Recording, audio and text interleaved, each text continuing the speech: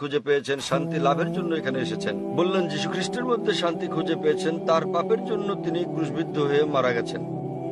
তিনি ক্রুশবিদ্ধ হয়ে মারা গেছেন, তাই তিনি আমাকে প্রশ্ন করছেন, আমি কি আপনার শান্তি হরণ করতে পছন্দ করি? ভাই, আমি কখনো আপনার শান্তি নষ্ট করতে চাই না। আমি আপনার মিথ্যে শান্তি নষ্ট করতে চাই এবং আপনাকে সত্যিকারের শান্তি দিতে চাই। আমি যীশু খ্রিস্টকে তার উপর শান্তি পরিষদ হোক ভালোবাসি, তাকে শ্রদ্ধা করি এবং সম্মান করি। আমি জানতে চাই আপনিও কি যীশু খ্রিস্টকে ভালোবাসেন কিনা। আপনার কাছে আমার একটা প্রশ্ন, জি। আপনি কি একমত? হ্যাঁ। বিশ্বাস করেন যীশু খ্রিস্ট ঈশ্বর? হ্যাঁ। ঠিক আছে ভাই, এবার হয় আপনি সত্যিকারের শান্তি নিন, নয় আমি আপনার শান্তি গ্রহণ করি।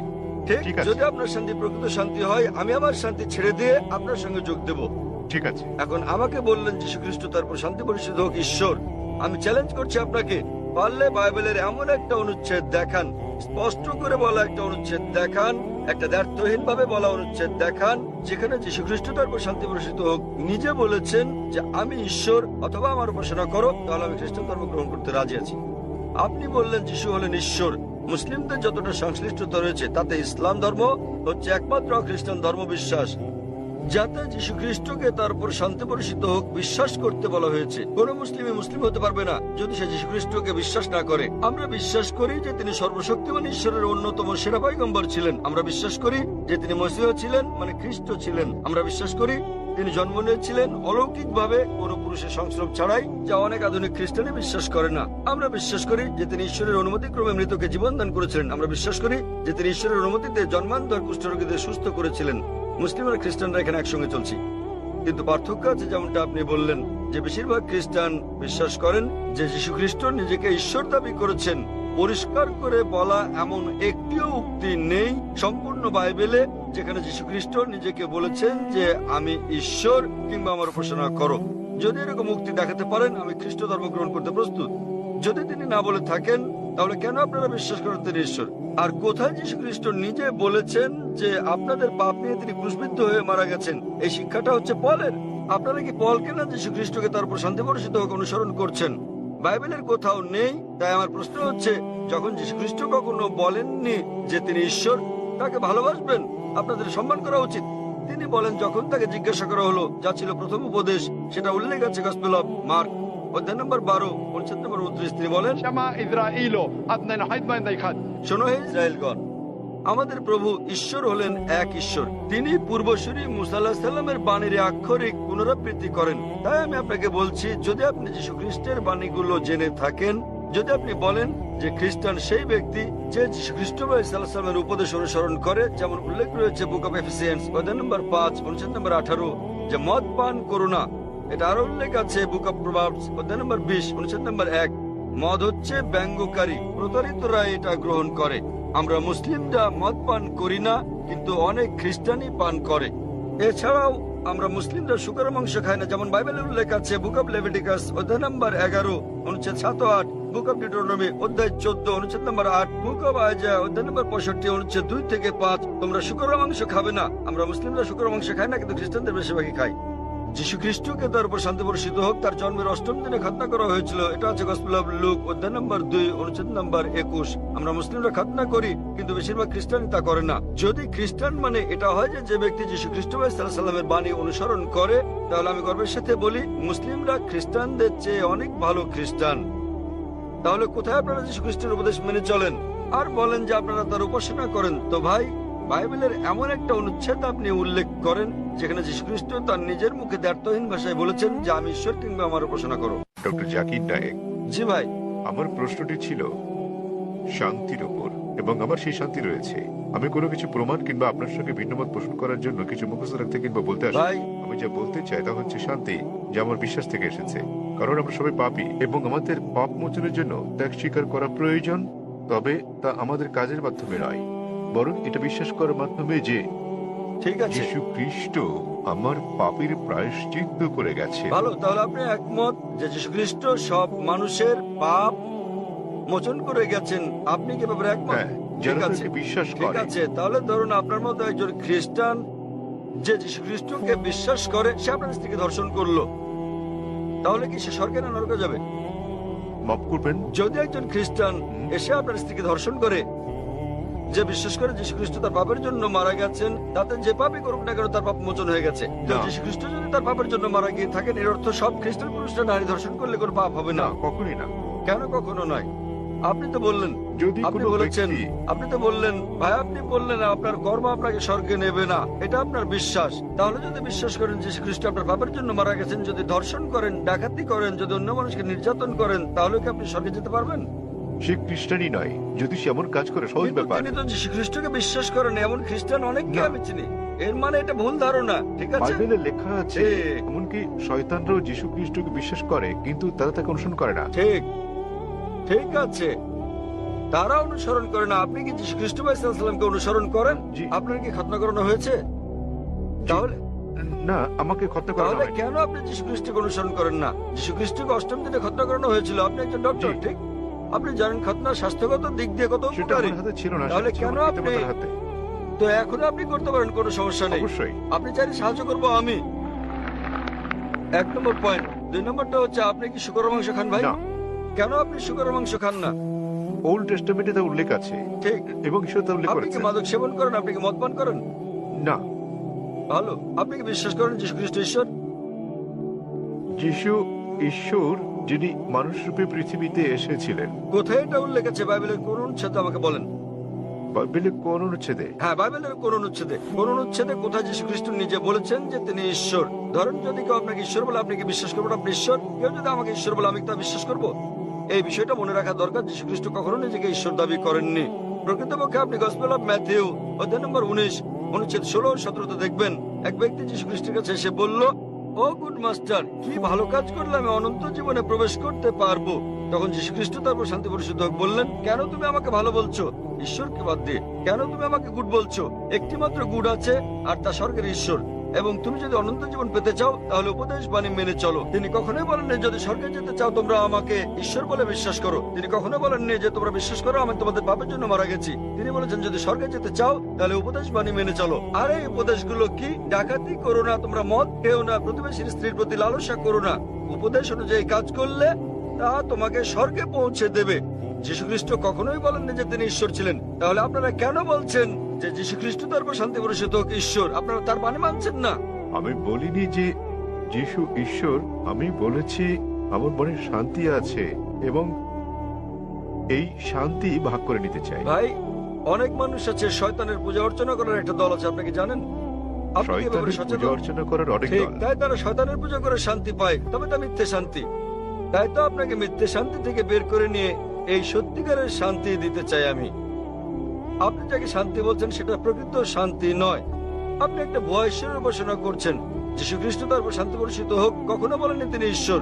সুতরাং আপনি ভুল ঈশ্বরের উপাসনা করছেন এবং আপনি ভুয়া শান্তিতে আছেন। যেমন কিছু মানুষ শয়তানের পূজা করেও তারা ভাবে যে তারা সঠিক পথে আছে। আমি আপনাকে এই ভুয়া শান্তি থেকে বের করে নিয়ে আসল শান্তির পথে আনতে চাই, কারণ আমি নিজেকে একজন খাঁটি খ্রিস্টান ভাবি। যদি খ্রিস্টান মানে এমন ব্যক্তি হয় যিনি যীশু খ্রিস্ট বা ঈসা আলাইহিস সালামের বাণী মেনে চলেন, তাহলে আমি খ্রিস্টানদের চেয়ে বড় খ্রিস্টান। আপনি কি জানেন যীশু খ্রিস্ট তারপর শান্তি পরিষদ হোক বলেন গসপেল অফ জন অধ্যায় নম্বর 16 অনুচ্ছেদ 12 থেকে 14, তোমাদেরকে আমার অনেক কিছু বলার আছে, কিন্তু তোমরা এখন তা সহ্য করতে পারবে না। যখন সত্যের আত্মা আসবেন তিনি তোমাদের সত্যের দিকে নিয়ে যাবেন। তিনি তোমাদেরকে ভবিষ্যতের নিদর্শন দেখাবেন, আমাকে গৌরবান্বিত করবেন। যীশু খ্রিস্টের পর কোন নবী ঈসা আলাইহিস সালামকে যীশু খ্রিস্টকে গৌরবান্বিত করেছেন? তিনি নবী মুহাম্মদ সাল্লাল্লাহু আলাইহি সাল্লাম। তাহলে নবী মুহাম্মদের আগমনের পূর্বাভাস ভবিষ্যৎবাণী রয়েছে বাইবেলে, এমন অনেক উদ্ধৃতি রয়েছে। আপনার কাছে প্রশ্ন, কেন যীশু খ্রিস্ট বা ঈসা আলাইহিস সালামের নির্দেশগুলো মানেন না এবং কেন নবী মুহাম্মদ সাল্লাল্লাহু আলাইহি সাল্লামকে অনুসরণ করেন না? তাহলে আপনি কেমন খ্রিস্টান? আপনি কি বোঝাতে চেয়েছেন যে আমি খ্রিস্টানদের শিক্ষা অনুসরণ করি না? মোটেই তা নয়, আমি রেফারেন্স দিয়ে উদ্ধৃতি দিচ্ছি। বাড়ি ফিরে গিয়ে আপনি বাইবেল দেখেন রেফারেন্স সহ। আমি সত্যিকারের খ্রিস্টান, আপনি খ্রিস্টান নন। যাচাই করা সহজ ভাই। সহজ, খুবই সহজ। আপনি যা বলছেন আমি তা উদ্ধৃতি দিয়ে বলছি, আপনি একটি উদ্ধৃতিও দিতে পারেননি। আমি খ্রিস্ট ধর্মবেত্তাদের চ্যালেঞ্জ করছি। আমি খ্রিস্ট ধর্মবেত্তাদের যে কাউকে চ্যালেঞ্জ করছি। আপনাদের ধর্মবেত্তাদের নিয়ে আসুন। যদি আপনি বলেন যে আপনার ধর্ম সম্পর্কে জ্ঞান নেই, তাহলে আপনার ধর্মবেত্তাদের নিয়ে আসুন, বিশ্বের শ্রেষ্ঠ, এবং আমরা সংলাপে বসবো। নিশ্চয়। তবে সে ব্যক্তিকে হতে হবে বিজ্ঞ, রাস্তাঘাটে জনতন লোক নয়, এমন ব্যক্তি যিনি মানুষকে আকৃষ্ট করতে পারেন, এমন ব্যক্তি যিনি পড়াশোনা করেছেন। আপনি ভারতের মধ্যে, বিশ্বের মধ্যে যিনি সবচেয়ে ভালো, তাকে নিয়ে আসুন, আমরা সংলাপ করব। এবং স্যার। আপনি তাকে প্রশ্ন করতে পারেন। আমি যেসব প্রশ্ন করছি সেগুলো তাকে জিজ্ঞেস করুন যে বাইবেলের কোথায় উল্লেখ করা আছে কোন দ্ব্যর্থহীন উক্তি যেখানে যীশু খ্রিস্ট সাল্লাম নিজে বলেছেন যে আমি ঈশ্বর অথবা আমার উপাসনা করো। আমি জাকির নায়েক অবিলম্বে আপনার এই কথা মেনে নেব। আপনি যদি বাইবেলের যে কোনো সংস্করণ থেকে দেখাতে পারেন কোন দ্ব্যর্থহীন উক্তি, কোন সুস্পষ্ট উক্তি যেখানে যীশু খ্রিস্ট সাল্লাম নিজে বলেছেন যে আমি ঈশ্বর কিংবা আমার উপাসনা করো, তাহলে আমি তাকে ঈশ্বর মানব। তবে এমন একটি উক্তি নেই। সুতরাং আপনারা যা করছেন তা হচ্ছে যীশু খ্রিস্টের উপদেশগুলো আপনারা অনুসরণ করছেন না। এটা হচ্ছে চার্চের শিক্ষা, যীশু খ্রিস্টের তার উপর শান্তি বর্ষিত হোক নয়। তাই আমি আপনাকে অনুরোধ করি ভাই, দয়া করে মিথ্যা শান্তি ত্যাগ করুন এবং সত্যিকারের শান্তি গ্রহণ করুন। সত্যিকারের শান্তি হচ্ছে ঈশ্বরের কাছে আত্মসমর্পণ করা। সেই ঈশ্বর যিনি যীশু খ্রিস্ট বা ইসলামকে সৃষ্টি করেছেন, কোন ভুয়া দেবতা নয়। যীশু খ্রিস্ট বা ইসলাম ঈশ্বরের একজন পয়গম্বর ছিলেন, ঈশ্বর ছিলেন না। আশা করি উত্তরটা পেয়েছেন। শুভ সন্ধ্যা স্যার, আমার নাম সিমি। আমার প্রশ্ন, ইসলামে কেন নারীদেরকে তাদের স্বামীকে তালাক দেওয়ার অনুমতি দেয়া হয়নি? বোন প্রশ্ন করলেন যে কেন নারীদেরকে স্বামীকে তালাকের অনুমতি দেওয়া হয়নি। তালাক প্রসঙ্গে বলতে গেলে বোন, বিস্তৃতভাবে আপনি তালাককে 5 ক্যাটাগরিতে ভাগ করতে পারেন। একটা হচ্ছে স্বামী এবং স্ত্রীর পারস্পরিক সম্মতিতে, এটা প্রথম ক্যাটাগরি। দ্বিতীয় ক্যাটাগরি স্বামীর ইচ্ছায় একতরফা ভাবে। তৃতীয় ক্যাটাগরি যদি নিকাহনামায় উল্লেখ করা হয়ে থাকে, একজন নারী যখন একজন পুরুষকে বিয়ে করেন তখন যদি তিনি চুক্তির মধ্যে এটা উল্লেখ করেন। কোরআনে কর্তৃত্ব পুরুষকে কেন দেওয়া হয়েছে এ ব্যাপারে আমি পরে আলোচনা করব। তবে নিকাহনামায় যেহেতু বিয়ে হচ্ছে একটা বৈবাহিক চুক্তি, একজন নারী যে কোনো শর্ত জুড়ে দিতে পারেন, এ ব্যাপারে নিষেধ নেই কোরআনে। এই শর্তও দিতে পারেন যে আমি চাই না আমার স্বামী দ্বিতীয় স্ত্রী গ্রহণ করুক, কেননা একজনের বেশি স্ত্রী গ্রহণ ইসলামে আবশ্যকীয় নয়। এতে রাজি থাকলে বিয়ে হবে, না হলে হবে না। মহিলা অন্য একজন পুরুষ, পুরুষ অন্য একজন নারী খুঁজে নেবে। নারী এই শর্ত দিতে পারেন যে যতদিন আমি জীবিত আছি ততদিন তুমি দ্বিতীয় স্ত্রী গ্রহণ করো, আমি চাই না সেটা। কিন্তু আপনি কোরআন পরিপন্থী কোনো শর্ত দিতে পারবেন না। আপনি এমন শর্ত দিতে পারবেন না যে আমি চাই না তুমি নামাজ আদায় করো, কারণ নামাজ আদায় করাটা হচ্ছে অবশ্যই কর্তব্য। আপনি এমন শর্ত দিতে পারেন না যে ঐচ্ছিক। অনুরূপ ভাবে নারী এমন শর্ত দিতে পারেন যে আমার একতরফা তালাক দেওয়ার এখতিয়ার থাকবে। একে বলে তালাকে তাবিজ অথবা ইসমা। তৃতীয় ক্যাটাগরি। চতুর্থ ক্যাটাগরি হচ্ছে তিনি শর্তের মধ্যে উল্লেখ করেন নাই, কিন্তু এখন তিনি তালাক চান। এক্ষেত্রে তিনি স্বামীকে তালাকের জন্য অনুরোধ করতে পারেন, আমি তোমার সঙ্গে থাকতে চাই না। স্বামীর কাছে তালাকের অনুরোধ জানালে একে বলে খুলা। এবং পঞ্চম ক্যাটাগরি, যদি স্বামী রাজি না হয়, স্বামী তার সঙ্গে দুর্ব্যবহার করে, সেক্ষেত্রে তিনি কাজীর কাছে যেতে পারেন, বিচারকের কাছে যেতে পারেন এবং তিনি নিকাহে ফাস্ক বা বিবাহ বাতিল করতে পারেন। স্বামী খারাপ ব্যবহার করলে, স্ত্রীর অধিকার না দিলে তিনি বিচারকের কাছে যেতে পারবেন, বিবাহ বাতিল করতে পারবেন। তাহলে একজন মহিলাও তালাক দিতে পারেন। তবে স্বাভাবিক পরিস্থিতিতে পুরুষদেরই এই ক্ষমতা দেওয়া হয়েছে। কেন? কারণ বিয়ের সময় যে ব্যক্তি ক্ষতিগ্রস্ত হয় তিনি পুরুষ, নারী নন। নারী লাভবান। যদি আপনি আমার কথা শুনে থাকেন, গত শনিবারে ইসলামে নারীর অধিকার, অধীনতা না সুরক্ষা এই ব্যাপারে আমি সেখানে বলেছি যে বিয়ের সময় নারীদের প্রাপ্তিযোগ ঘটে। কোরআনে বলা হয়েছে সূরা নিসা অধ্যায় 4 আয়াত নম্বর 4 যে নারীদেরকে দিয়ে দাও বিবাহের সময় বৈবাহিক পুরস্কার, মোহর। বিয়ের সময় স্বামী স্ত্রীকে দিয়ে থাকে নির্দিষ্ট পরিমাণ অর্থ মোহর। মোহর যে কোনো পরিমাণ হতে পারে। তাহলে ভাবুন, নারীর বিয়ের আগে এটা পুরুষের কর্তব্য, অর্থাৎ পিতা এবং ভাইয়ের কর্তব্য। বিয়ের পর এই দায়িত্ব তার স্বামীর, আর ছেলের তার অন্ন, বস্ত্র, বাসস্থান সহ সব আর্থিক বিষয়গুলো দেখা। যদি তালাক হয়ে যায় তাহলে তার দেখাশোনার দায়িত্ব হচ্ছে পিতামাতার। পিতামাতা না থাকলে সমাজের দায়িত্ব তার দেখাশোনা করা। সমাজ না করলে ইসলামী রাষ্ট্রের দায়িত্ব তার দেখভাল করা। তাই সে আর্থিক দিক থেকে নিরাপদ। যদি তালাক হয়ে যায়, পুরুষ তালাক দেয়, তো তার মোহর লস, কিন্তু নারীর প্রাপ্তি যোগ আছে। এখন তার বিয়ের সম্ভাবনা রয়েছে, আবার বিয়ে করলে সে নতুন মোহর পায়। আর পুরুষ যদি আরেকজন নারীকে বিয়ে করতে যায়, নতুন করে মোহর দিতে হবে। যদি পুরুষ কর্তৃক নারীকে দেওয়া হয়, তাহলে বিয়ের পর সে তালাক দিয়ে অর্থ উপার্জন করতে থাকবে। তাতে ক্ষতিগ্রস্ত কে? পুরুষ। সুতরাং সর্বশক্তিমান আল্লাহ অন্যভাবে পুরুষের মর্যাদা রক্ষা করে থাকেন। অন্যথায় ইসলামে পুরুষের অধিকার শীর্ষক লেকচার দিতে হবে। কারণ তালাক হলে পুরুষ নারীর চেয়ে আর্থিক ও অন্যান্য দিক দিয়ে বেশি ক্ষতিগ্রস্ত হয়। নারী নিরাপত্তা পায় পরিবার থেকে, সমাজ থেকে, রাষ্ট্রের কাছে। পুরুষ তা পায় না। তাই এইসব কারণে আল্লাহ সর্বশক্তিমান ঈশ্বর পুরুষকে নিরাপত্তা দিয়েছেন। তথাপিও নারী চাইলে বৈবাহিক চুক্তিতে উল্লেখ করলে সে নিজেও তালাক দিতে পারবে, অথবা সে তালাক দেওয়ার জন্য স্বামীকে অনুরোধ করতে পারে, যাকে বলে খোলা, অথবা স্বামী খারাপ ব্যবহার করলে বিচারকের কাছে যেতে পারে এবং বিবাহ বাতিল করে দিতে পারে, যাকে বলে নিকাহে ফাস। আশা করি উত্তরটা পেয়েছেন। জি, আপনাকে ধন্যবাদ। হ্যাঁ, পিছনের দিকের বাইক থেকে আপনি বলুন। আমি মিসেস পল। আমি হাইকোর্টের একজন উকিল। আমি হিন্দু, বিয়ে হয়েছে খ্রিস্টানের সঙ্গে। আমার মনে এই প্রশ্নটি এসেছে মানুষ হত্যার ব্যাপারে ডাক্তার সাহেবের চিন্তা ভাবনা এবং ইসলামের শিক্ষার কথা শোনার পর। যদি হত্যা করা ইসলামে কঠোরভাবে নিষিদ্ধ হয়, তাহলে কেন মুসলমানদের আধ্যাত্মিক নেতারা জিহাদের নামে যে হত্যাকাণ্ড চলছে তার প্রকাশ্য সমালোচনা ও বিরোধিতা করছেন না? মুসলমানরা কিভাবে কতিপয় মুসলমানের ইসলামের অপব্যবহার ও অপব্যাখ্যা মেনে নিচ্ছেন, যারা সারা বিশ্বে মুসলমানদের নামে কলঙ্ক লেপন করছেন? বোন সুন্দর একটা প্রশ্ন করলেন। বললেন যে তিনি ইসলামের শিক্ষা থেকে অনুপ্রাণিত হয়েছেন, ইসলাম নিরপরাধ মানুষ হত্যার বিপক্ষে, কিন্তু তবুও কেন সব মুসলিম নেতারা একত্রিত হয়ে এর নিন্দা করে না যেসব হত্যাকাণ্ড চলছে জিহাদের নামে, এবং এ ধরনের কিছু কুলাঙ্গারের কারণে ইসলাম কলুষিত হচ্ছে? বোন, বিস্তারিত জবাবের জন্য আপনাকে 1 বছর আগে 2008 সালের নভেম্বরে বিগত শান্তি সম্মেলনে আমার আলোচনার শেষ দিকের কথাগুলো শুনতে হবে। দ্বিতীয় আন্তর্জাতিক শান্তি সম্মেলনে আমার শেষ বক্তব্যটার বিষয় ছিল মিডিয়া এবং ইসলাম, যুদ্ধ না শান্তি। প্রধানত যারা দোষী তারা হচ্ছে মিডিয়া। মিডিয়ায় কোন সম্প্রদায়ের কুলাঙ্গারদের খুঁজে বের করে এবং তাদেরকে এমন ভাবে তুলে ধরে যেন তারাই হচ্ছে অনুসরণীয় মুসলিম। এটাই হচ্ছে মিডিয়া। তাই মিডিয়ায় যে আপনারা দেখছেন সেগুলো ঘটনার বাস্তব চিত্র নয়। কোরআনে পরিষ্কার ভাবে বলা হয়েছে, সূরা মাইদা অধ্যায় 5 আয়াত 32, যে যদি কেউ কোনো মানুষকে হত্যা করে, হোক মুসলিম বা অমুসলিম, সেটা যদি হত্যার অপরাধ বা দেশে বিশৃঙ্খলা সৃষ্টির অপরাধে না হয়, তাহলে সে যেন সমগ্র মানব জাতিকে হত্যা করলো। এবং যদি কেউ কোনো মানুষের জীবন রক্ষা করে, তাহলে সে যেন পুরো মানব জাতিকে রক্ষা করলো। সুতরাং কোনো নিরপরাধ মানুষকে হত্যা করা হচ্ছে পাপ ইসলামে। এটা কেবল পাপই না, এটা সমগ্র মানব জাতিকে হত্যা করার মতো পাপ।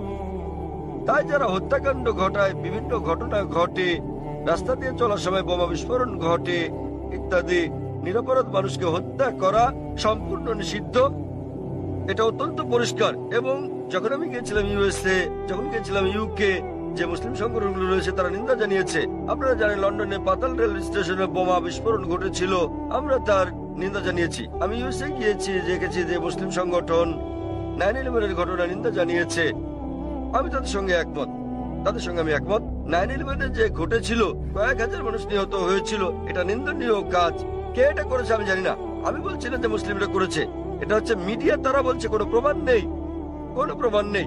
কিন্তু যে করুক না কেন, ইন্টারনেটে ঢুকলে আপনি দেখবেন অনেক প্রামাণ্য চিত্র আছে যাতে দেখানো হয়েছে যে এটা সরকারের কাজ, অভ্যন্তরীণ ষড়যন্ত্র। জর্জ বুশ করেছে, এটা আমি জানি না কে করেছে।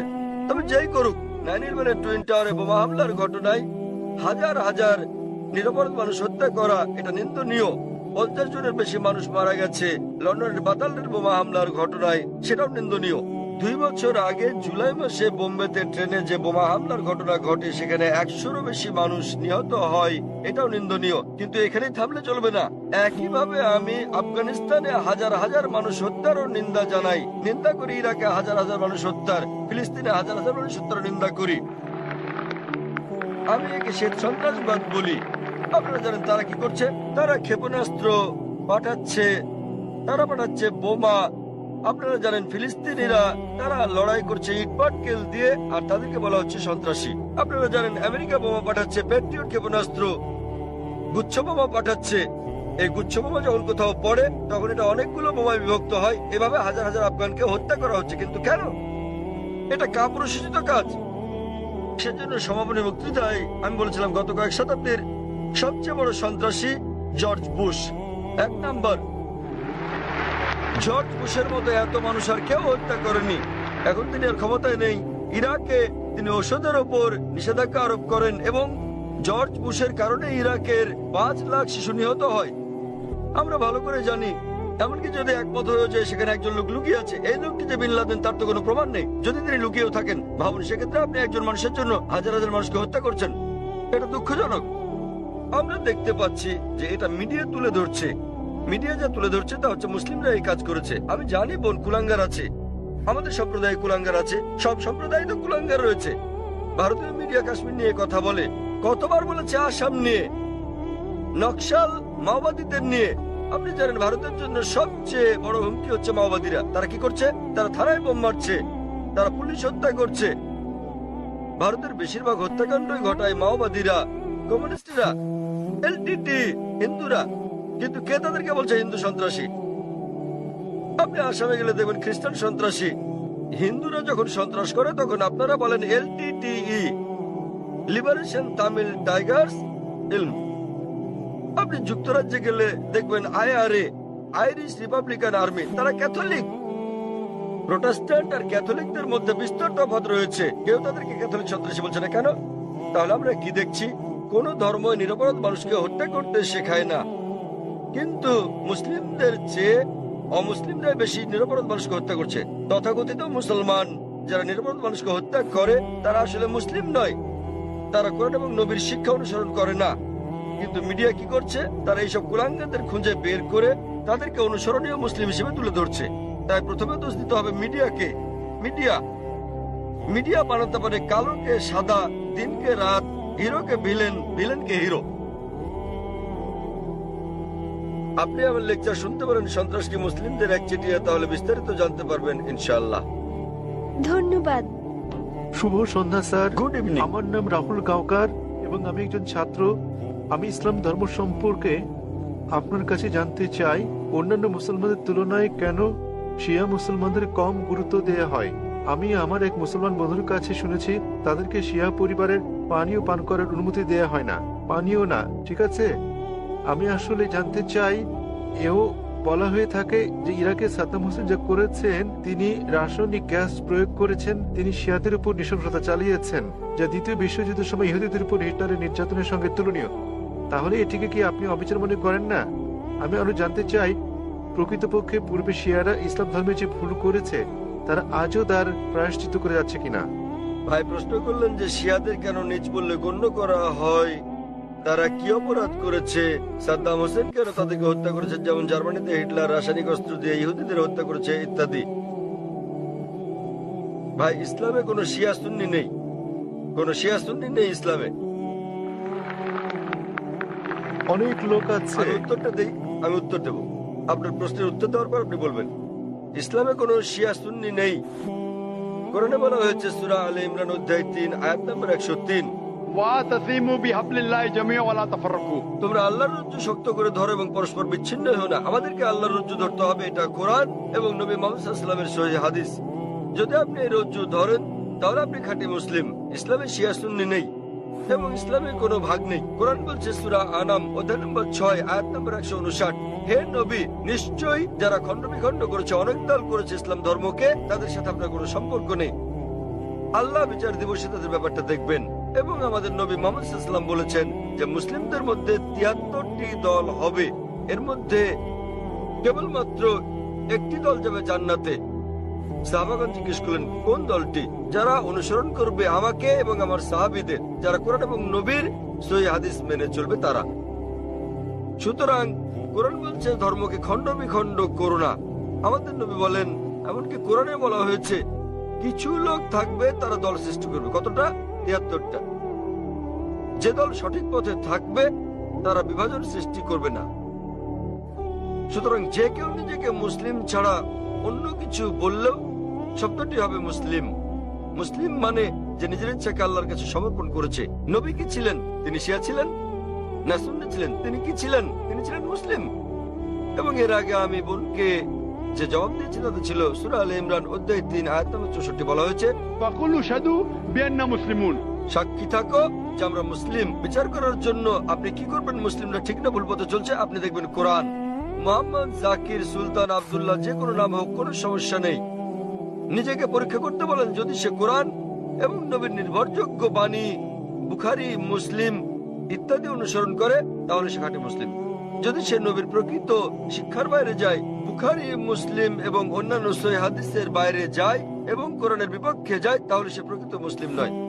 প্রকৃত মুসলিম হচ্ছে সে যে মেনে চলে কোরআন এবং নবী মোহাম্মদ সাল্লাল্লাহু আলাইহি সাল্লামের যথাযথ শিক্ষা। সুতরাং এটা জানার পর নিজেকে সে যাই বলুন না কেন, যদি না মেনে চলেন কোরআন এবং নবীর সব শিক্ষা হাদিস, তাহলে সে প্রকৃত মুসলিম নয়। আপনার প্রশ্নের দ্বিতীয় অংশ, সাদ্দাম হোসেন। প্রশ্নের মধ্যে সাদ্দাম হোসেন নেই, আছে প্রশ্নের মধ্যে? হ্যাঁ, সাদ্দাম হোসেন। সাদ্দাম হোসেন শিয়াদের হত্যা করেন।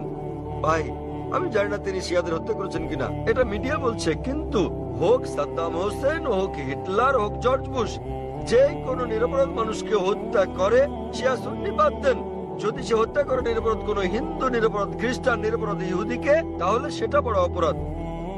হোক না কেন সাদ্দাম হোসেন, হোক জর্জ বুশ, হোক না হিটলার, যে কোনো নিরপরাধ মানুষকে হত্যা করে, হোক সে মুসলিম বা মুসলিম, হোক না কোনো হিন্দু বা খ্রিস্টান কিংবা ইহুদি, যদি কেউ কোনো মানের কর্তৃত্ব প্রাপ্ত, যাদেরকে এই কাজের দায়িত্ব দেওয়া হয়েছে তাদের, অর্থাৎ আপনাকে আল্লাহ এবং সর্বশক্তিমান ঈশ্বর, তার রাসূল এবং জ্ঞানী ব্যক্তিদের মান্য করতে হবে। কিন্তু আয়াতটা এখানেই শেষ হয়নি।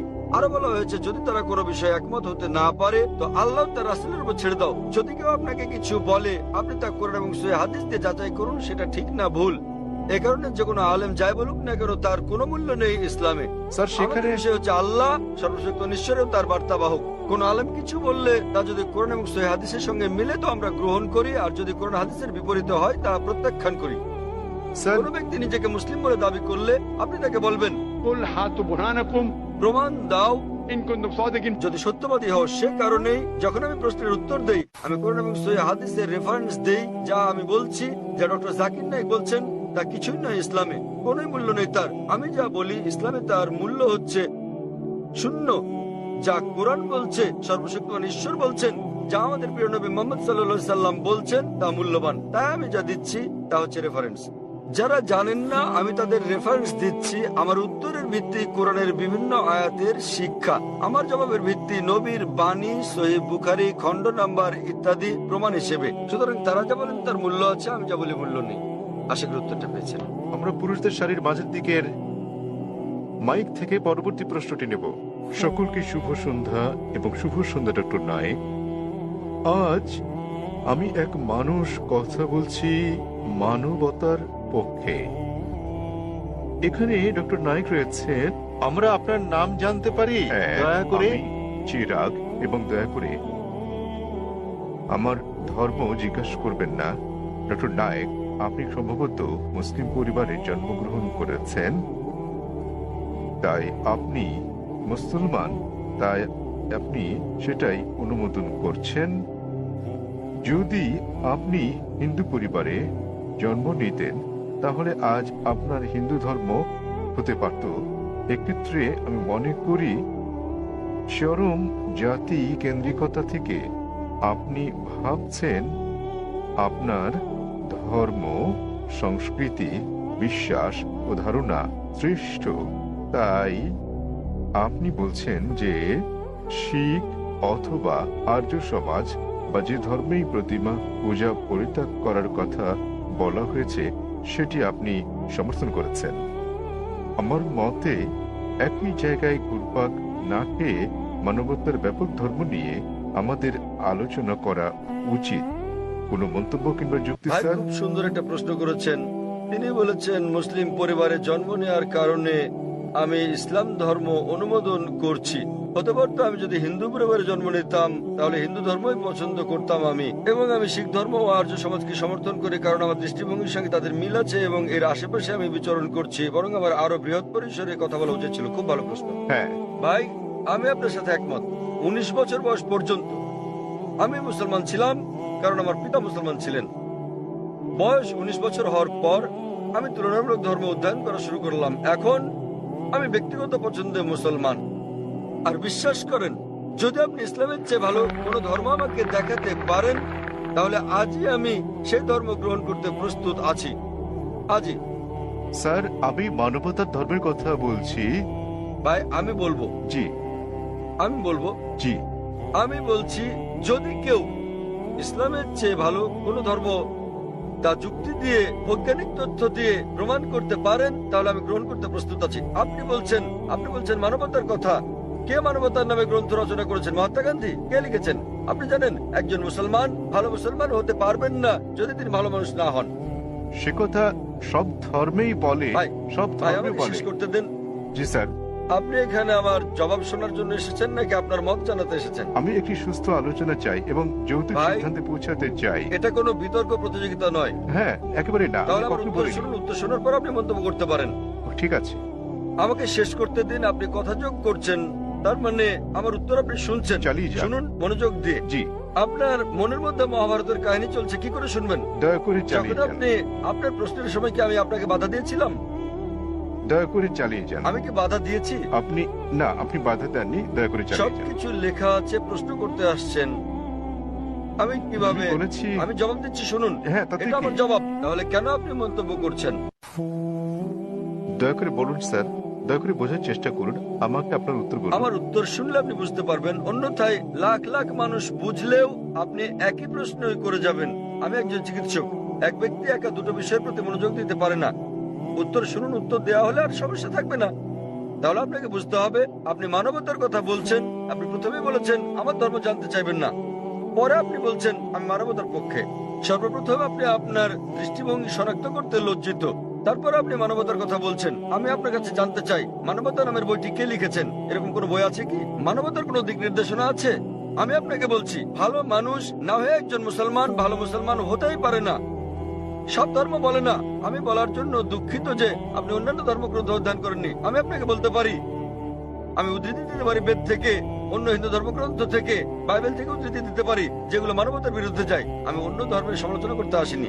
যদি আপনি কোনো ধর্ম অধ্যয়ন করে না থাকেন, তাহলে দয়া করে এমন কিছু বলবেন না যে ব্যাপারে আপনার জ্ঞান নেই। কোরআনে বলা হয়েছে, ফাসআলু আহলে যিকরি ইন কুনতুম লা তা'লামুন। সূরা নাহল অধ্যায় 16 আয়াত নম্বর 43, সূরা আম্বিয়া অধ্যায় 21 আয়াত নম্বর 7। আপনি তুলনামূলক ধর্ম বিষয়ের ছাত্র নন, তাই না জেনে কোনো মন্তব্য করবেন না। আমি বাইবেল থেকে উদ্ধৃতি দিতে পারি যা মানবতার বিরুদ্ধে। আমি আপনাকে চ্যালেঞ্জ করছি, কোরআন থেকে এমন একটা আয়াত বের করেন, নবী মুহাম্মদ সাল্লাল্লাহু আলাইহি সাল্লামের এমন কোন বাণী বের করেন যা মানবতার বিরুদ্ধে যায়। সুতরাং এমন কথা বলবেন না সব ধর্মে বলা হয়েছে। দুঃখিত, আপনার জানাশোনা বড়ই দুর্বল। আমি আপনাকে যা বলার চেষ্টা করছি, মানবতা মানে ঠিক আছে, আপনি কেবল স্ট্যান্ডার্ড 2-3 তে আছেন। আর আমি যা বলছি তা কেবল স্কুল পাস নয়, কেবল স্নাতক পাস নয়, বুঝতে হবে স্নাতকোত্তর পাস হতে হবে আপনাকে। ইসলাম মানে উচ্চ পর্যায়ে, কেবল মানবতার কোনো পর্যায়ে নেই। ভালো মানুষ না হলে কোনো মুসলমান ভালো মুসলমান হতে পারবে না। আমি আপনাকে চ্যালেঞ্জ করছি, ইসলামের এমন একটা দিক আপনি বলতে পারেন যা মানবতার বিরুদ্ধে যায়। যৌক্তিক পটভূমি, যৌক্তিক কারণ আপনার জানা না থাকতে পারে ইসলাম কেন এমন অনুশাসন জারি করলো, আর আপনি ভাবতে পারেন সেটা মানবতার বিরুদ্ধে। ঠিক যেমন আপনারা বলেন, ডাক্তার আমাকে ইঞ্জেকশন দিচ্ছে, ইঞ্জেকশনে যন্ত্রণা দিচ্ছে, ওই ইঞ্জেকশনটা আপনার ভালোর জন্য। আপনারা বলেন ডাক্তার আমার পেট কেটে ফেলেছেন, তিনি তো পেট কেটেছেন আপনাকে জীবন বাঁচানোর জন্য। সুতরাং ডাক্তার যা জানেন আপনি তা জানেন না। যদি আমার জন্য দুটো পছন্দ থাকে, স্ট্যান্ডার্ড 2 কিংবা 3 পাস করা অথবা স্নাতকোত্তর কোর্স করা, সেক্ষেত্রে আমি স্নাতকোত্তর কোর্সই করবো। কেন মাত্র স্ট্যান্ডার্ড 2-3? মানবতা ভালো, কিন্তু ইসলাম তার চেয়ে অনেক বেশি ভালো। আপনার প্রশ্নের ব্যাপারে বলতে গেলে, আমি মুসলিম পরিবারে জন্ম নিয়েছি বলে আমি ইসলামকে অনুমোদন করছি। আমি আপনাকে বলছি, আপনাকে চ্যালেঞ্জ করছি, যদি কেউ আমাকে প্রমাণ দিতে পারে অন্য যে কোনো ধর্ম, আমি প্রধান ধর্মগুলোর বেশিরভাগই অধ্যয়ন করেছি এবং আমার মনে হয় ইসলাম সবচেয়ে যুক্তিগ্রাহ্য, মানুষের সবচেয়ে সেরা ধর্ম মানবতার। এটাই একমাত্র ধর্ম যাতে মানবতার জন্য সমাধান রয়েছে। আল্লাহ বলেন সূরা আলী ইমরান অধ্যায় নম্বর 3 আয়াত নম্বর 19, ইন্নাদ দীনা ইনদাল্লাহিল ইসলাম। সর্বশক্তিমান ঈশ্বরের কাছে একমাত্র গ্রহণযোগ্য ধর্ম ইসলাম। আর আপনার জানার জন্য বলছি, আপনার যুক্তি অত্যন্ত নাজুক। আপনি কি জানেন আমাদের 30 জনেরও বেশি আলেমের মধ্যে যারা বিশ্বের বিভিন্ন দেশের নাগরিক, তাদের 10 জনেরও বেশি মুসলিম পরিবারে জন্মগ্রহণ করেননি? আপনি কি তা জানেন? আমি এটা উত্তর জানতে চাই আপনার কাছে, আপনি কি জানেন? এই মঞ্চে বক্তৃতা দানকারী 30 জনের মধ্যে 10 জনেরও বেশি মুসলিম হিসেবে জন্মগ্রহণ করেননি, আপনি জানেন? হ্যাঁ, আমি হতে পারি আমি আপনাকে বলছি। জিজ্ঞেস করছি, আপনি কি তা জানেন? না, আমি হ্যাঁ তা অথবা জানি না না। বলেন। তাহলে আপনার পুরো যুক্তি তো অসার। বিশ্বের বিভিন্ন দেশের 30 জন বক্তার মধ্যে 10 জনের বেশি আমেরিকান, 4-5 জন কানাডার, কয়েকজন ইউকের, মালয়েশিয়ার আছেন, সৌদি আরবের, সংযুক্ত আরব আমিরাতের, সোমালিয়ার এবং সুদানের বক্তা রয়েছেন, এবং এদের মধ্যে 10 জনেরও বেশির জন্ম অমুসলিম পরিবারে। তারা বেড়ে ওঠার পর কেউ কিশোর বয়সে গ্রহণ করেছেন ইসলাম, কেউ 20-এর কোঠায় গ্রহণ করেছেন ইসলাম, কেউ বা 30-এর কোঠায় গ্রহণ করেছেন। আর আল্লাহ তাদের হেদায়েত দান করেন, তারা নিজেদের পছন্দে মুসলিম হয়েছেন। সুতরাং আপনার যুক্তি, মুসলিম পরিবারে জন্মগ্রহণের কারণে আমি ইসলাম পছন্দ করি, এসব লোক জন্মগ্রহণ করেননি মুসলিম পরিবারে, তারা খ্রিস্টান পরিবারে জন্মেছেন, তারা অমুসলিম পরিবারে জন্ম নিয়েছেন, তারা ইসলাম পছন্দ করেছেন। কেন? কারণ তারা অধ্যয়ন করেছেন, তারা অন্যান্য ধর্ম অধ্যয়ন করেছেন এবং বুঝতে পেরেছেন ইসলাম জীবনের শ্রেষ্ঠ পন্থা। আমি আপনাকে অনুরোধ করছি, আপনি মানবতা সম্পর্কে পড়েন, ইসলাম সম্পর্কে জানেন এবং বের করতে চেষ্টা করেন ইসলামের কোন বিষয়টা মানবতার বিরুদ্ধে যায়।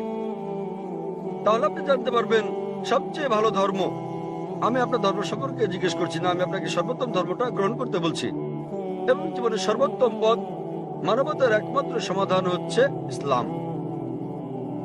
ধন্যবাদ। হ্যাঁ বোন, পেছনের দিকে। আসসালামু আলাইকুম। আমার দুটি প্রশ্ন আছে। প্রথমটি হচ্ছে, মুসলমান মেয়েরা ইসলাম ধর্ম অনুসরণ করে কেন অমুসলিমদের বিয়ে করতে পারে না? আমার আরো একটি প্রশ্ন আছে, ইসলামে এটা সিদ্ধ যে একজন পুরুষ 4 বার বিয়ে করতে পারেন। দ্বিতীয় বিয়ের ক্ষেত্রে প্রথম স্ত্রীকে কি জানাতে হয়, নাকি না জানিয়েই দ্বিতীয় বিয়ে করা যায়? বন্ধুটা প্রশ্ন করলেন, তিনি প্রশ্ন করলেন, প্রথম প্রশ্নটা হচ্ছে তার জানা মতে ইসলামে এটা আবশ্যক যে দ্বিতীয় স্ত্রী গ্রহণের আগে প্রথম স্ত্রীর অনুমতি নিতে হয়। এবং তার প্রথম প্রশ্নটা হচ্ছে যে ইসলামে কেন একজন পুরুষ অমুসলিম কোনো মেয়েকে বিয়ে করতে পারে না। আপনার প্রথম দুঃখিত, প্রশ্নটি এরকম যে মুসলিম পরিবারে জন্মগ্রহণকারী একটি মেয়ে কোনো অমুসলিমকে বিয়ে করে ইসলাম ধর্ম অনুসরণ করতে পারে কিনা। মুসলিম পরিবারে জন্মগ্রহণকারী কোনো মেয়ে কেন অমুসলিম পুরুষদের বিয়ে করে ইসলাম ধর্ম অনুসরণ করতে পারে না? কারণটা হচ্ছে এটা আমাদের স্রষ্টা আল্লাহ সুবহানাহু ওয়া তাআলার নির্দেশের বিপরীত। আল্লাহ বলেছেন পবিত্র কোরআনে সূরা বাকারা অধ্যায় নম্বর 2 আয়াত নম্বর 221 যে তোমরা মুশরিককে বিয়ে করো না যতক্ষণ না সে ঈমান আনে, মূর্তি পূজারীকে বিয়ে করো না, অবিশ্বাসীকে বিয়ে করো না যতক্ষণ না সে ঈমান আনে। এমনকি যারা ঈমান এনেছে তারা যদি কৃতদাস হয়, যারা ঈমান আনেনি তাদের চেয়ে ওই ঈমানদার অনেক অনেক ভালো। যদিও ওই মুশরিক মানুষ, ওই অমুসলিম তোমাদের মুগ্ধ করে, তবুও এমনকি যদি সে বিশ্বের সেরা সুন্দর পুরুষ হয়, সবচেয়ে ধনী ব্যক্তি হয়, আর সে যদি অমুসলিম হয় তার চেয়ে একজন মুসলিম পুরুষ, সে কালো কুৎসিত কৃতদাস হলেও অনেক অনেক বেশি ভালো। একইভাবে আরো বলা হয়েছে যে একজন পুরুষ কোন নারী ঈমান না আনা পর্যন্ত তাকে বিয়ে করবে না। একজন মুসলিম নারী যদি কৃতদাস হয় তবুও সে ওই মোহনীয় অমুসলিম নারী অপেক্ষা অনেক ভালো। আর যৌক্তিক কারণটা হচ্ছে বোন যে কোন গাড়ি বা কোনো বাহনের একটি চাকা যদি হয় বাইসাইকেলের আর অপর চাকাটি হয় ট্রাকের, তাহলে কি সেটা চলবে? স্বাভাবিক যে চলবে না। 4টি চাকার সবকটি সমান হতে হবে। এবং আপনি আরো জানতে চেয়েছেন অমুসলিমকে বিয়ে করে মুসলিম মেয়ে কি ভালো মুসলিম হতে পারবে? কারণটা হচ্ছে যে ইসলাম ধর্মে আমরা চাই আমাদের স্বামী কিংবা স্ত্রী, আমাদের জীবন সঙ্গীরা তারাও জান্নাতে যাক। এখন স্ত্রী জান্নাতে যাওয়ার পথ খুঁজে পেল, স্বর্গে যাওয়ার পথ খুঁজে পেল এবং সে ইসলাম ধর্ম অনুসরণ করে জান্নাত পেল। তাকে অনুসরণ করতে হবে কোরআন এবং সহিহ হাদিস। এখন ভাবুন তো, যখন স্ত্রী জানতে পারলো যে সে জান্নাতে যাচ্ছে এবং তার স্বামী যিনি প্রতিমা পূজা করছেন, যিনি ইসলাম ধর্ম বিশ্বাস করেন না, তিনি যাচ্ছেন দোজখে। পরকালের জীবনের তুলনায় বোন এই জীবন খুবই ছোট জীবন। এই জীবনে বোন আপনি হয়তো স্বামীর সঙ্গে 20 বছর, 30 বছর, 40 বছর, 50 বছর কাটাবেন, 60 বছর। পরকালের জীবন হলো অনন্ত জীবন। তাহলে সেই মহিলা তো স্বার্থপর। একজন ভালো মুসলিম বা ভালো মুসলিমা, একজন ভালো মুসলমান পুরুষ কিংবা নারী চাইবেন তার জীবন সঙ্গী, তার স্বামী কিংবা স্ত্রীও জান্নাতে যাক। সুতরাং এটাই কারণ, এজন্যই স্বামী এবং স্ত্রী দুজনেরই মুসলমান হওয়া জরুরি। আপনার দ্বিতীয় প্রশ্নের ব্যাপারে বলি, মুসলিম পুরুষের দ্বিতীয় স্ত্রী গ্রহণের আগে প্রথম স্ত্রীর অনুমতি নেয়ার বাধ্যবাধকতা আছে কিনা? নিকাহনামায় উল্লেখ না থাকলে এটা আবশ্যকীয় নয়। যদি নিকাহনামায় উল্লেখ থাকে, বিয়ের চুক্তিতে উল্লেখ থাকে, যদি স্ত্রী বলে থাকেন যে আমি জীবিত থাকা পর্যন্ত তুমি দ্বিতীয় স্ত্রী গ্রহণ করবে না, তখন এটা আবশ্যকীয়। যদি নিকাহনামায় না থাকে এটা, তাহলে আবশ্যকীয় নয়। তবে অন্তত তাকে অবহিত করতে হবে। কেন? দ্বিতীয় স্ত্রী গ্রহণের নিয়মের এটা একটা অংশ বলতে পারেন। কোরআনে বলা হয়েছে সূরা নিসা অধ্যায় 4 আয়াত নম্বর 3, তোমাদের পছন্দের নারীদের বিয়ে করো 2, 3 বা 4 জনকে, তবে সুবিচার করতে না পারলে একজনকে। তাহলে একাধিক বিয়ের ক্ষেত্রে অন্যতম একটা দিক হচ্ছে স্ত্রীদের মধ্যে সুবিচার করতে হবে। তো যদি প্রথম স্ত্রীকে এটা না জানান, তাদের মধ্যে সুবিচার করবেন কিভাবে? তখন হয়তো আপনি মিথ্যে বলবেন, অফিসের কাছে যাচ্ছেন, বোম্বের বাইরে যাচ্ছেন ইত্যাদি বলতে পারেন। কিন্তু যদি আপনি দ্বিতীয় বিয়ে করেন, প্রথম স্ত্রীর অনুমতি নেওয়া সেখানে আবশ্যকীয় না হলেও উভয় স্ত্রীর মধ্যে সমান আচরণের কথা ভেবে আপনাকে অন্তত বিষয়টা থেকে জানাতে হবে। আশা করি উত্তরটা পেয়েছেন। ধন্যবাদ। হ্যাঁ ভাই, আপনার নাম এবং আপনার প্রশ্ন। হ্যালো ডক্টর জাকির নায়েক, আমার নাম মাহেন্দ্র কুমার এবং আমি একজন MBA পাস। ফোর্টে থমাস কুকের হয়ে কাজ করি। আমার প্রশ্ন নন ভেজিটেরিয়ান খাদ্য সংক্রান্ত। ইসলামে কি এর অনুমতি আছে? পশু পাখি, জীবিত প্রাণী, আপনি কি একে সহিংসতা বলে মনে করেন না? আমার দ্বিতীয় প্রশ্ন, নন ভেজ খাদ্য গ্রহণ কি ইসলামে বাধ্যতামূলক এবং প্রকৃত নিরামিষভোজী ব্যক্তি কি ইসলাম অনুসরণ করতে পারেন? ভাই মহেন্দ্র কুমার খুব সুন্দর একটা প্রশ্ন করেছেন। তিনি বললেন যে ইসলামে আপনারা ননভেজ খাবার খাবেন, আপনারা প্রাণী হত্যা করবেন। কেন ইসলাম ধর্ম প্রাণী হত্যা করার অনুমতি দেয় এবং একজন মুসলমান কি প্রকৃত নিরামিষভোজী হতে পারেন? ভাই, এই প্রশ্নের উত্তর দেওয়ার আগে আমি আপনাকে বলতে চাই, একজন মুসলমান প্রকৃত নিরামিষভোজী হয়েও খুব ভালো একজন মুসলমান হতে পারেন। এটা বাধ্যতামূলক নয় ইসলামে যে আপনাকে ননভেজ খেতেই হবে, এটা বাধ্যতামূলক নয়। তবে যেহেতু কোরআনে আল্লাহ বলেছেন এবং আমাদেরকে অনুমতি দিয়েছেন ননভেজ খাদ্য গ্রহণের জন্য, সূরা মাইদা অধ্যায় 5 আয়াত 1 এখানে বলা হয়েছে যে তোমরা চতুষ্পদ জন্তু খাও যা তোমাদের জন্য হালাল করা হয়েছে। সূরা নাহল অধ্যায় 16 আয়াত 5 উল্লেখ করা হয়েছে যে তোমরা গো মহিষাদের মাংস ভক্ষণ করতে পারো। সূরা মুমিনুন অধ্যায় 23 আয়াত 21 বলা হয়েছে যে গো মহিষাদের উদরস্থিত বস্তু থেকে আমি তোমাদের পান করাই, এর মধ্যে তোমাদের উপকার রয়েছে এবং তোমরা এদের মাংস ভক্ষণ করতে পারো। সুতরাং যখন সর্বশক্তিমান ঈশ্বর হালাল প্রাণীর মাংস ভক্ষণ করার অনুমতি দিয়েছেন তখন আমরা কেন খাবো না? এখন যৌক্তিক কারণের দিকে আসি, কেন ইসলাম আমিষ ননভেজ খাদ্য গ্রহণের অনুমতি দিয়েছে? যদি ননভেজ খাদ্যকে বিশ্লেষণ করা হয় দেখা যাবে এগুলো প্রোটিন সমৃদ্ধ। মানব দেহে 23 প্রকার অ্যামিনো অ্যাসিডের প্রয়োজন রয়েছে, যার 8টি মানব দেহে তৈরি হয় না, খাদ্য দিয়ে এগুলোর চাহিদা মেটাতে হয়। এগুলো অত্যাবশ্যকীয় অ্যামিনো অ্যাসিড নামে পরিচিত। এখন এই 8 প্রকার অত্যাবশ্যকীয় অ্যামিনো অ্যাসিডের সবগুলো কোনো শাকসবজির মধ্যে একসঙ্গে পাওয়া যায় না, কেবলমাত্র মাংসের মধ্যে পাওয়া যায়। সেজন্য কোনো প্রাণীর মাংস শাকসবজির তুলনায় অধিক বেশি পুষ্টিকর। এছাড়াও যদি আপনি বিশ্লেষণ করেন, যদি আপনি তৃণভোজী প্রাণীদের দাঁতগুলো ভালো করে দেখেন, যেমন গরু, ছাগল, ভেড়া, এদের দাঁতগুলো চ্যাপ্টা, এরা কেবল তৃণভক্ষণ করে মাংস খায় না। যদি আমরা ভালো করে দেখি মাংসাশী প্রাণীগুলোর দাঁত, যেমন বাঘ, চিতাবাঘ, সিংহ, দেখতে পাবো এদের দাঁতগুলো তীক্ষ্ণ, তাদের ক্যানাইন দাঁত আছে। এরা কেবল মাংস খায়, তৃণজাতীয় খাদ্য খায় না। যদি আমরা মানুষের দাঁতগুলো বিশ্লেষণ করি, আমরা আয়নার সামনে গিয়ে ভালো করে দেখি আমাদের মানুষের চ্যাপ্টা এবং তীক্ষ্ণ দু ধরনের দাঁতই রয়েছে। যদি সর্বশক্তিমান ঈশ্বর আমাদের কেবলমাত্র শাকসবজি খাওয়ানোর ইচ্ছে করতেন তাহলে কেন তিনি আমাদের ক্যানাইন দাঁত দিলেন? কেন তিনি আমাদের তীক্ষ্ণ দাঁত দিলেন? কিসের জন্য?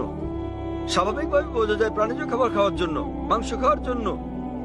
এছাড়াও যদি আমরা মানুষের পরিপাকতন্ত্র বিশ্লেষণ করি, যদি আমরা এটাকে তৃণভোজী প্রাণীগুলোর সঙ্গে তুলনা করি, গরু, ছাগল, ভেড়া, দেখা যাবে এরা কেবল তৃণ হজম করতে পারে। মাংসাশী প্রাণী বাঘ, চিতাবাঘ, সিংহ, এদের পরিপাকতন্ত্র কেবল মাংস জাতীয় খাদ্য হজম করতে পারে, তারা তৃণ হজম করতে পারে না। মানুষের পরিপাকতন্ত্র দুটোই হজম করতে পারে। মানুষের আছে ক্ষুদ্রান্ত, বৃহদান্ত্র। এটা শাকসবজি হজম করতে পারে, মাংস হজম করতে পারে, দুটোই হজম করতে পারে। সর্বশক্তিমান ঈশ্বর যদি আমাদের কেবল শাকসবজি খাওয়াতে চাইতেন তাহলে তিনি কেন আমাদের এমন পরিপাকতন্ত্র দিলেন যা উভয় হজম করতে পারে?